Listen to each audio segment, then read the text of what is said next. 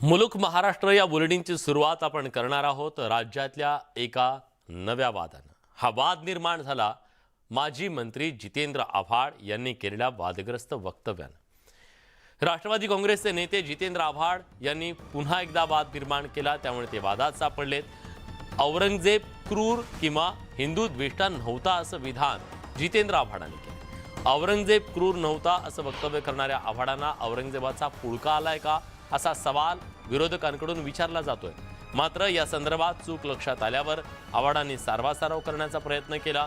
ही सारवासारव करतानाही आव्हाडांनी आणखी एक चूक केली। औरंगजेबाचा मृत्यू हा नगरच्या भिंगारमध्ये झाला असताना आव्हाडांनी औरंगजेबाचा मृत्यू औरंगाबादमध्ये झाल्याचं वक्तव्य केलं। एकूणच आव्हाडांनी आणि म्हणजे पुढे काय झालं ते इतिहास तुमच्या डोळ्यासमोर आहे। शिवाजी महाराजांनी स्थापन केलेल्या स्वराज्यामध्ये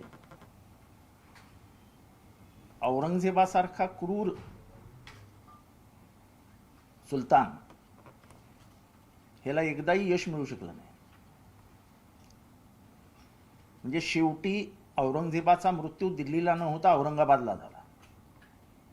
त्यांनी अनेकदा शिवाजी महाराजांच्या स्वराज्यावर, संभाजी महाराजांच्या स्वराज्यावर क्रूर हल्ले करण्याचा प्रयत्न केला। त्यांनी अनेक सुफी संतांच्या हत्या केल्या, अनेक देवळं पाडली।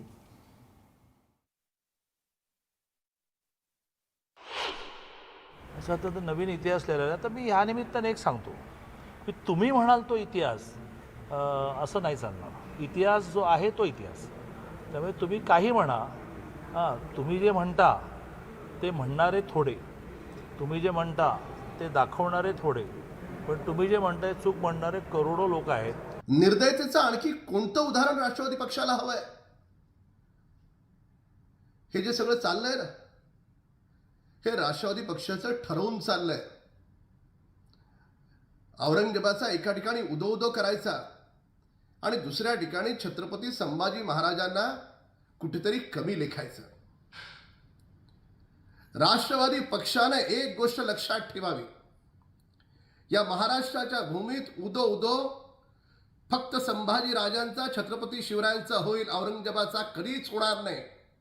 कदाचित आव्हाड साहेबांसाठी वेगळा इतिहास कोणीतरी लिहिला असेल। इतिहासाबद्दल सुद्धा अनेक मतांतरे आहेत। फक्त आपल्याला सोयीचा इतिहास एवढाच अभ्यास आव्हाड साहेबांनी केला असेल। मुळात अशा पद्धतीने औरंगजेबाचं उदात्तीकरण करणं योग्य नाही आहे। प्रत्येक हिंदू धर्मीयाने या गोष्टीचा निषेध करणं गरजेचं आहे। या सगळ्याबद्दल अधिक बोलण्यासाठी स्वतः राष्ट्रवादी काँग्रेसचे नेते माजी मंत्री जितेंद्र आव्हाड आपल्यासोबत जोडले गेलेले आहेत। आव्हाड साहेब, तुम्ही ऐकलं असेल, तुमच्या वक्तव्याच्या नंतर विरोधक तुमच्यावर तुटून पडलेत। सवाल तुम्हाला विचारला जातोय आता विरोधकांकडून की ज्या औरंगजेबानं अनेकांच्या हत्या केल्या, शंभूराजेंना तर त्यांनी हाल हाल करून मारलं, त्याचबरोबर अनेक मंदिरं तोडली, एवढं सगळं केल्यानंतर सुद्धा तो क्रूर आणि हिंदू द्वेष्टा वाटत नसेल तर त्यांना अजून काय करायला हवं म्हणजे तो क्रूर असं वाटेल, असा सवाल तुम्हाला विचारला जातोय। पण आपण माझी पूर्ण पत्रकार परिषद बघितली नाही। मी तिथे म्हटलेलं आहे, क्रूरपणाने त्यांनी त्या गडावरती संभाजी महाराजांचे डोळे काढले। क्रूरपणाने हा शब्द आहे। हा, पण मला ते बाजूचं विष्णू मंदिर त्यांनी का तोडलं नाही ह्याच्याबद्दल गूढ आहे। पुढे मी असं म्हटलं आहे हा, की त्यांनी बापाला मारलं, त्यांनी भावाला मारलं, त्यांनी काकाच्या सगळ्या पोरांना मारलं। हा, इतका क्रूर सुलतान या देशात कधी पैदाच झाला नव्हता। आणि ज्या ताकदीने तो स्वराज्यावर हल्ले करायचा, ते सगळ्या स्वराज्यावरचे हल्ले यांनी परतवले। म्हणजे संभाजीराजांनी पण परतवले आणि छत्रपती शिवाजी महाराजांनी पण परतवले।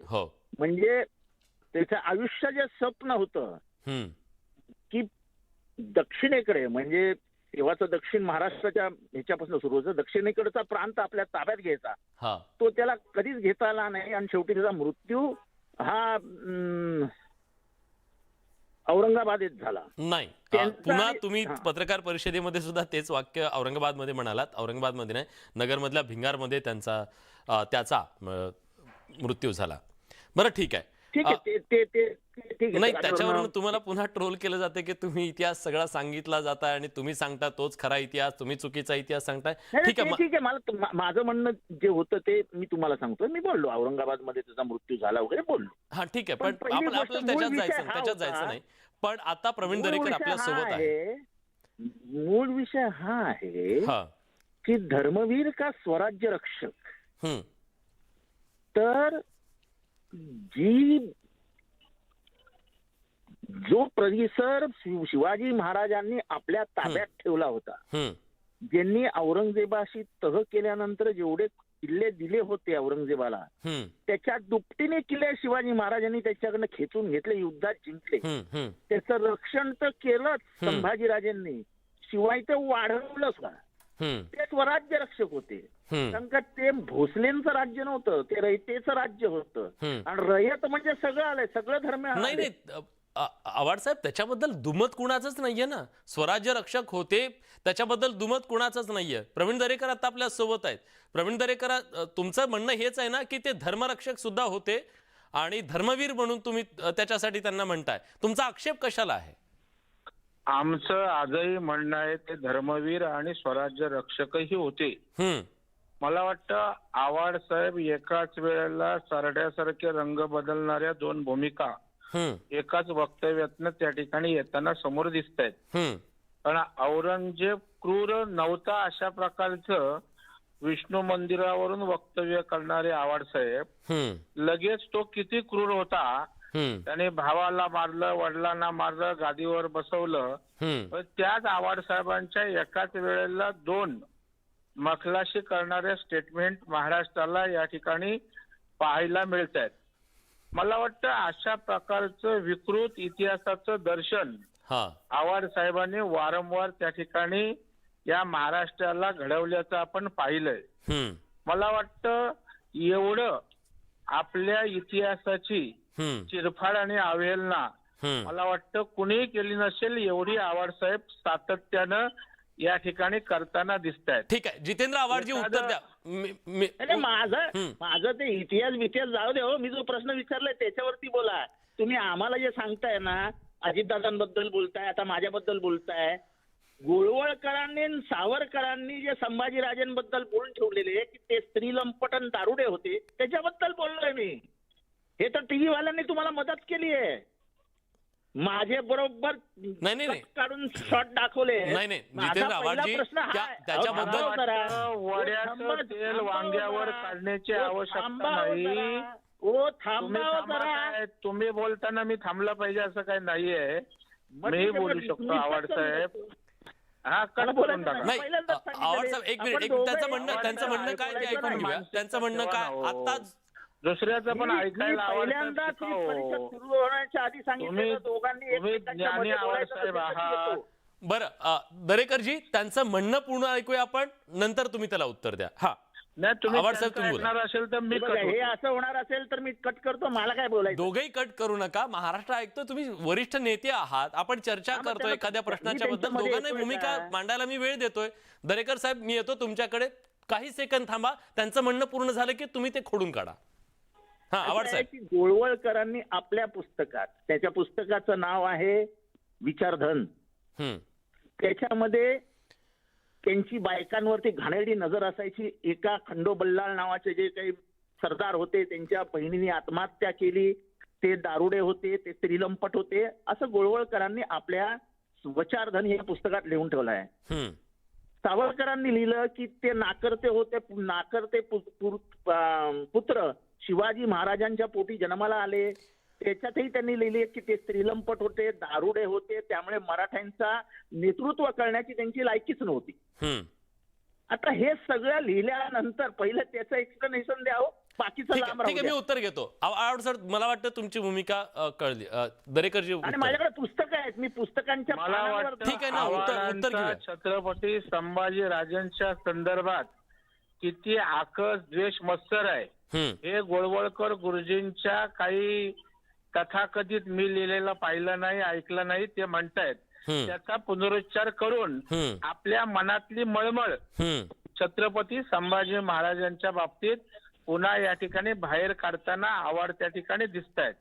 गोळवळकर गुरुजी काय बोलले यावर चर्चा होऊ शकते, त्याच्यावर डिबेट आपण करू. आता तो विषय आपल्या समोर नाहीये. ठीक आहे. आता जो ऐरणीवर विषय आहे त्या विषयावर या ठिकाणी बोलायचं सोडून त्या ठिकाणी एका दिशेची चर्चा निघाली की दुसऱ्या दिशेला बाण दाखवायचा, हे आमच्या आव्हाड साहेबांची पद्धत आहे. आणि त्याच पद्धतीनं त्यांच्या मनातला छत्रपती संभाजी राजेंच्या संदर्भात किंबहुना या विचारधारेच्या विषयी जो पोटशूळ त्या ठिकाणी आहे तो पुन्हा गोळवळकर गुरुजींचं वाक्य अधोरेखित करून काढण्याचाच प्रयत्न त्यांनी केला आहे. आणि म्हणजे असं बोलता येत नाही तर गोळवळकर गुरुजींचं वाक्य पुन्हा त्या ठिकाणी बोलायचं. ठीक आहे, दरेकरजी मी आणि उत्तर आपला घेतो जो त्यांच्याकडून देशभक्त त्या उत्तर ठिकाणी घेतो. आहे, तो पुन्हा दाखवण्याचा त्यांचा केविलवाना दुर्दैवी प्रयत्न आवाड. जितेंद्र आव्हाडजी, मुद्दा या निमित्तानं हा सुद्धा उपस्थित केला जातोय की ज्या प्रकारे भलामण करण्याचा प्रयत्न तुम्ही केला असा तुमच्यावर आरोप आहे. तुम्हाला पुळका आला त्या औरंगजेबाचा असा आरोप तुमच्यावरती करण्यात आलेला आहे. एक प्रकारे त्याचं समर्थन करताना तो हिंदू द्वेष्टा नव्हता असं सांगताना तिथं संभाजीराजेंचा अपमान होत नाही का? तो हिंदू द्वेष्टा होता असं नाही, असं तुम्ही म्हटलेलं नाही. प्रत्यक्षपणाने मी तुम्हाला सांगतो की संभाजीराजेंनी डोळे काढल्यानंतर सुद्धा आपली मान झुकवली नाही. आणि म्हणजे मराठा धर्म, महाराष्ट्र धर्म हा शिवाजी महाराजांच्या, संभाजी महाराजांच्या नंतरही औरंगजेबासमोर झुकला नाही. औरंगजेब किती क्रूर होता याची इतिहासात सगळीकडे नोंद आहे. हा, पण औरंगजेबाला करायचं काय होतं? काय एवढं हाल करून मारलं? संभाजीराजांवर काय राग होता त्याचा? एवढा क्रूर का वागला तो त्यांच्यासाठी? त्याच्या मागची भावना काय होती? ते शूरवीर होते आणि फक्त धर्मवीर होते की नव्हते? त्यांना धर्म परिवर्तन करावं त्यांनी ह्याच्यासाठी आग्रह धरला होता की नाही? धर्माच्या रक्षणासाठी, धर्माच्या विरोधात त्या ठिकाणी औरंगजेब प्रवृत्ती असल्या कारणानं त्याचा हलाल केला आणि तेव्हा त्यांनी धर्माच्या मागे ठाम छळ झाला तरी राहिले.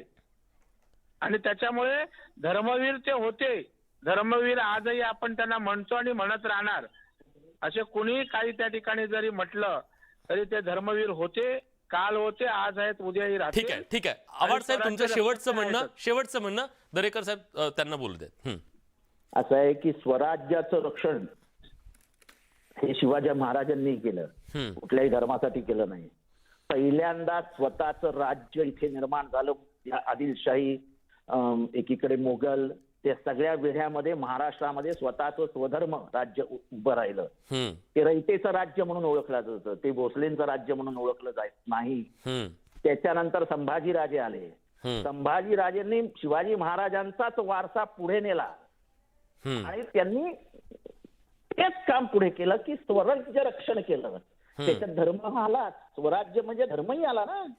पण त्याचं एका विशिष्ट धर्माचं रक्षण केलं असा इतिहासात कुठेही दाखला नाही. संगमेश्वरला सरदेसाईंच्या वाड्यात ते कसे पकडले गेले हे गूढ खूप मोठं आहे आणि त्याच्यावरती मला बोलायचं नाही. ठीक आहे, धन्यवाद दोघांचे. न्यूज 18 लोकमतवर तुम्ही आलात. आपली दोघांचीही जी काही मतं आहेत ती मतं मांडली. जितेंद्र आव्हाड यांनी सुद्धा त्यांच्या म्हणण्यातलं स्पष्टीकरण दिलं आणि त्यांचे मुद्दे खोडून काढण्याचा प्रयत्न दरेकरांनी केला. दोघांचे आभार. तर हा वाद पुढच्या काळामध्ये यापुढे सुद्धा सुरू राहणार याबद्दल कुठलीही शंका नाही आहे, कारण दोन्ही बाजूंनी आपापल्या भूमिका या पुढे रेटण्याचा प्रयत्न सुरू आहे. छत्रपती संभाजीराजे स्वराज्य रक्षक की धर्मवीर या संदर्भात अजित पवारांनी केलेल्या वक्तव्यावरून राजकारण तापलंय. या वक्तव्याचे आज राज्यभरात तीव्र पडसाद उमटले. अजित पवारांच्या वक्तव्याच्या विरोधात भाजपकडून जोरदार आंदोलन करण्यात आलं.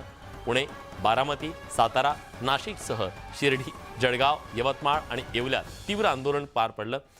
यावेळी अजित पवारांविरोधात जोरदार घोषणाबाजी करण्यात आली. पुण्यात भाजप कार्यकर्त्यांनी अजित पवारांच्या राजीनाम्याची मागणी केली, तर नाशिकमध्ये अजित पवारांच्या प्रतिकात्मक पुतळ्याचं दहन करण्यात आलं. जालन्यातही भाजप कार्यकर्त्यांनी रस्त्यावर उतरत आंदोलन केल्याचं पाहायला मिळालं.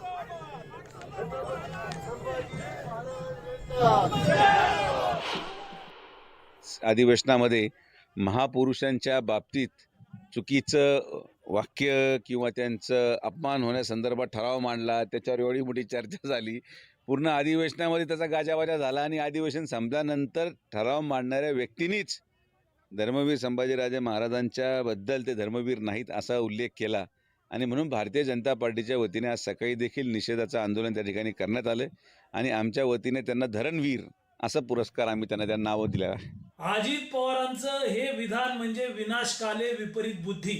छत्रपती संभाजी महाराज हे धर्मवीर होते आणि त्यांच्याबद्दल बेताल बोलाल तर तुमच्या 100 पिढ्या बर्बाद होतील. आणि म्हणून महाराष्ट्रात आणि देशामध्ये अजित पवारांचा निषेध होतोय. उद्या महाराष्ट्राच्या प्रत्येक तालुक्यात अजित पवारांच्या निषेधाच्या सभा आहेत. मंठा या ठिकाणी उद्या छत्रपती शिवाजी महाराजांच्या पुतळ्यासमोर आम्ही निषेध सभा घेणार आहोत. कोणी काही म्हणत असलं तरी संभाजीराजे हे आमचे धर्मवीर आहे आणि त्याच्या बाबतीमध्ये त्यांचं कमी लेखणं मला तरी वाटतं ही चुकीची बाब आहे की धर्मवीर ते नव्हते अशा पद्धतीचं बोलणं अजितदादांना बोलणं उचित वाटत नाही. संभाजीराजेंना केवढ्या लालसा दिल्या गेल्या, डोळे काढले गेले, केवढा छळ केला त्यांचा, तरी त्यांनी आपला धर्म सोडला नाही. ते धर्मवीर आहेत, धर्मवीरच राहणार. भाजपनं 2024च्या निवडणुकांची जोरदार तयारी आत्तापासूनच केल्याचं पाहायला मिळत आहे. महाराष्ट्रातून लोकसभेत जास्तीत जास्त खासदार निवडून देण्याची, जिंकून देण्याची भाजपनं रणनीती आखली आहे. त्यामुळे आता चंद्रपूर लोकसभा मतदारसंघात भाजपकडून सुधीर मुनगंटीवार यांना प्रोजेक्ट केलं जात असल्याचं पाहायला मिळते का? त्यामुळे मुनगंटीवार आता केंद्रीय राजकारणात जाणार का, अशी राजकीय वर्तुळात जोरदार चर्चा सुरू झाली आहे. भाजपचं मिशन मुनगंटीवार पूर्ण करणार. चंद्रपुरातून लोकसभेच्या मैदानात उतरणार.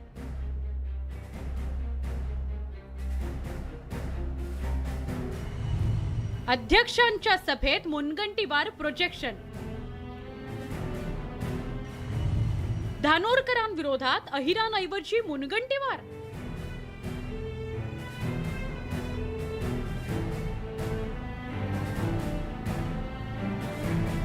भाजप अध्यक्ष जे.पी. नड्डा यांच्या लोकसभा प्रवास योजना या लोकसभा निवडणूक पूर्व अभियानाच्या सभेतली ही चित्रफीत. खरं तर चंद्रपूर मतदारसंघातून माजी केंद्रीय राज्यमंत्री हंसराज अहिर मैदानात उतरतात. पण आता हेच मैदान मुनगंटीवारांसाठी सजवलं जात असल्याचं पाहायला मिळतंय.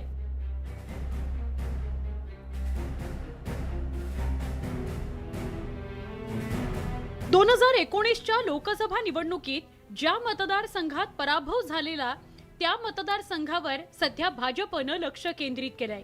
यात महाराष्ट्रातील चंद्रपूरचाही समावेश आहे. 2019 मध्ये काँग्रेसनं चंद्रपूर हा एकमेव मतदारसंघ जिंकला होता. काँग्रेसच्या बाळू धानोरकर यांनी भाजपच्या हंसराज अहिर यांच्यावर विजय मिळवलेला. तब्बल 45,000 मतांनी राज्यमंत्री हंसराज अहिर यांचा पराभव झालेला. हाच पराभव विजयात परावर्तित करण्याकरता आता भाजपनं थेट महाराष्ट्राचे वनमंत्री सुधीर मुनगंटीवार यांना मैदानात उतरवण्याची तयारी केल्याचं पाहायला मिळतंय. काँग्रेसच्या ताब्यात गेलेला एकमेव मतदारसंघही हिसकावण्यासाठी भाजपनं कंबर कसली आहे आणि स्वतः मुनगंटीवारांनीही चंद्रपूर जिंकण्याचा निर्धार बोलून दाखवलाय. कि आने वाले दिनों में महानगर पालिका हो, जिला परिषद हो, विधानसभाएं हो, विधान परिषद हो, लोकसभा हो, जब जब भारतीय जनता पार्टी का प्रत्याशी चुनाव में खड़ा होगा, जीत सत्य की होगी, जीतेगा भारतीय जनता पार्टी. खरं तर चंद्रपूर जिंकत भाजपचा काँग्रेस मुक्त महाराष्ट्र करण्याचा डाव आहे. पण काँग्रेसनं मात्र भाजपची इच्छा पूर्ण होणार नाही असा दावा केलाय.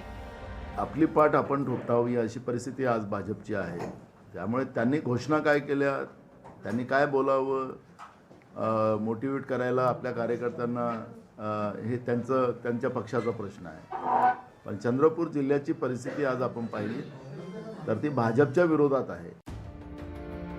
भाजपनं महाराष्ट्रात मिशन 45 जाहीर केलंय. त्यामुळे आधी 22 जागा जिंकणाऱ्या भाजपसमोर अतिरिक्त 23 जागा जिंकण्याचं आव्हान आहे. अशा वेळी एक एक जागा महत्त्वाची ठरते. त्यामुळेच आता विदर्भातील दिग्गज नेते असलेल्या सुधीर मुनगंटीवार यांना भाजप लोकसभेच्या रणांगणात उतरवतं का हे पाहणं महत्त्वाचं ठरणार आहे. Bureau report, news 18 Lokmat. याचसोबत बुलेटिनमध्ये आपण इथेच थांबतोय. ताज्या घडामोडींसाठी बघत रहा न्यूज 18 लोकमत.